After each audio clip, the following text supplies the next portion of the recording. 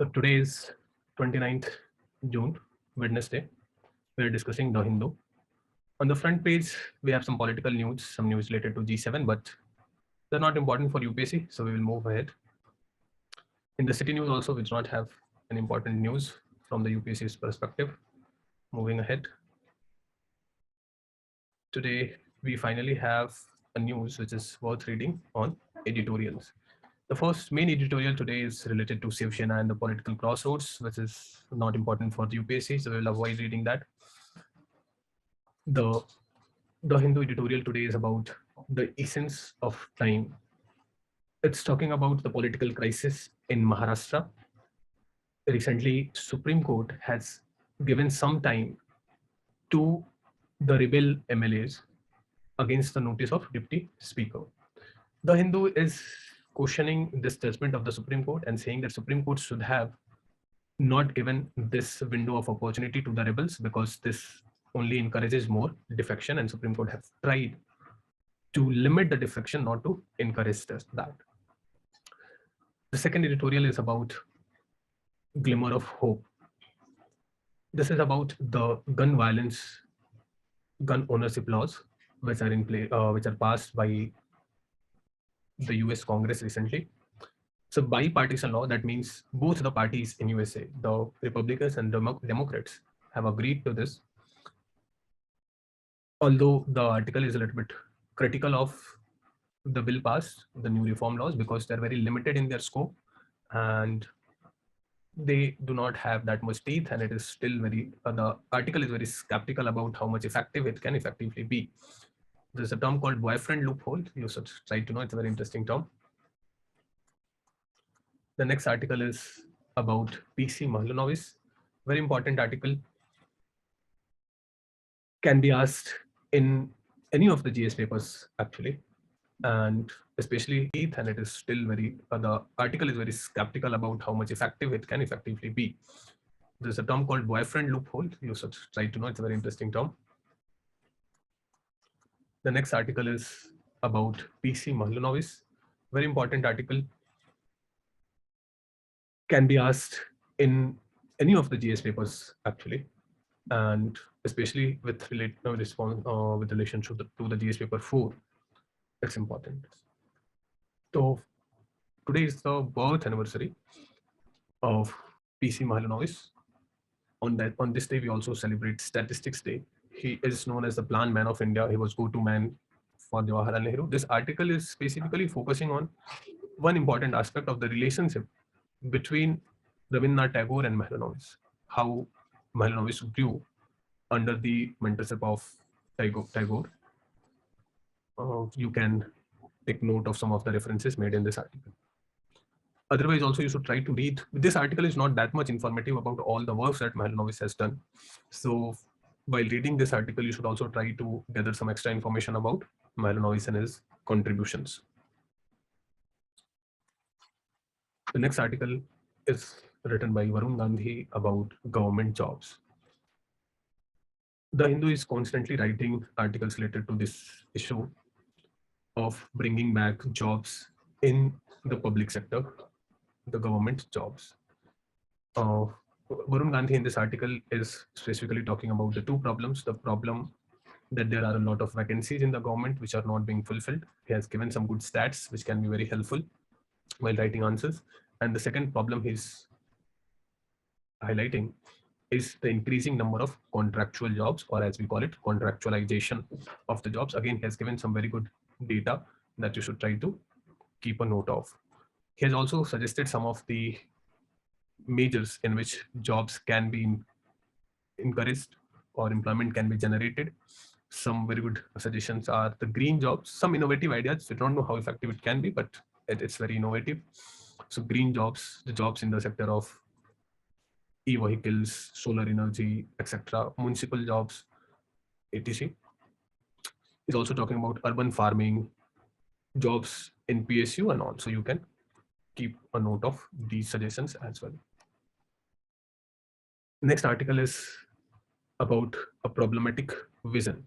This is a very interesting article, although very narrow, but recently two MLAs in Maharashtra, Nawab Malik and Anil Deshmukh, were not allowed to vote in the election of member of Legislative Assembly. You should try to understand how the member of Legislative Assemblies are elected in the polity. You should read Lakshmikant and try to figure out. There is a provision in Representation of People Act 1951, Section 62(5). Under this provision, anyone who is under confinement cannot vote. The author is saying that this is an example of poor choice of words, because even if somebody is detained, his conviction is not proved, his crime is not proved, he's just detained, he cannot vote.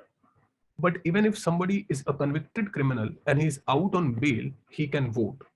So this is a very big miscommunication, confusion regarding the implementation and the motive and the purpose of this whole section. Somebody who is innocent and in confinement cannot vote. Somebody who is a criminal but has come out on the vote on the bail can vote. So he is saying that the apex court, the Supreme Court, should look into this matter and try to remove this ambiguity in the law. This today in the data point, the article is talking about the import surge from Russia. India has increased the import from Russia in recent few months. There are many data that you can look and take a note of. Now, Russia is the 6th largest importer for us. We are importing, so on 6th largest importer. And in the terms of overall percentage also, they are now at the 4th. We are importing about 4% of our goods from Russia. China is at the top. UAE is at the second top. There was an article in yesterday's newspaper about this as well.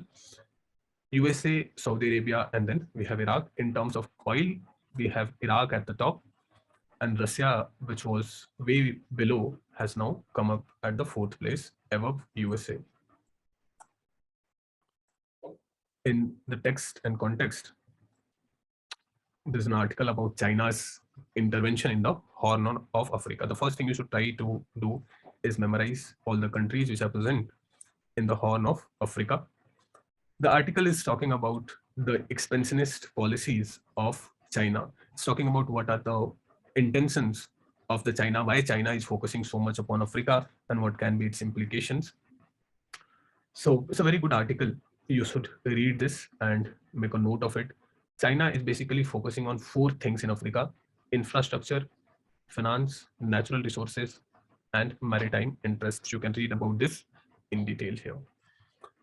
G7 plan to counter Belt and Road Initiative. The Western countries are trying very hard to restrict the expansion of China. Especially USA has made many provisions or many agreements, signed many deals in recent future. Before it was Belt and Road Initiative. Recently also, Joe Biden announced an initiative of Indo-Pacific region to counter Chinese expansion, and the same is being done by now G7 countries. The name of this initiative is Global Infrastructure and Initiative. The article have compared the 2 projects in detail. You should try to make a note and compare China's BRI. China's plan of expansion was BRI, Belt and Road Initiative. You should try to compare China's BRI and G7's PZII. There's an old article about GST reforms. If you have not read this, you should read. This is a very simple, easy piece to read. Next in the news, we have NHRC. You should try to read a little bit about NHRC. What are its power? What are the provisions related to it? How it is formed, etc. Then this is also talking about the truck drivers' rights. And NHRC has suggested that state government and all should make laws to protect the rights of truck drivers. In the world news, we have a news from Scotland, which is trying to get independence from UK. If you know, UK is formed of 4 states. Scotland is a part of that. You should figure out what are the other 3 states. And Scotland is now planning to bring another plebiscite to get recognized as another independent country. In other news, a former Nazi guard who is now 101 years old is jailed for 5 years. It's a surprise that he's living so long. But this also suggests the Germans' attitudes towards Nazis. Even if his crime is so old, the person is being punished now. That's the end of today's newspaper. In the last news, you can read a little bit about virtual digital assets like cryptocurrencies, and government has now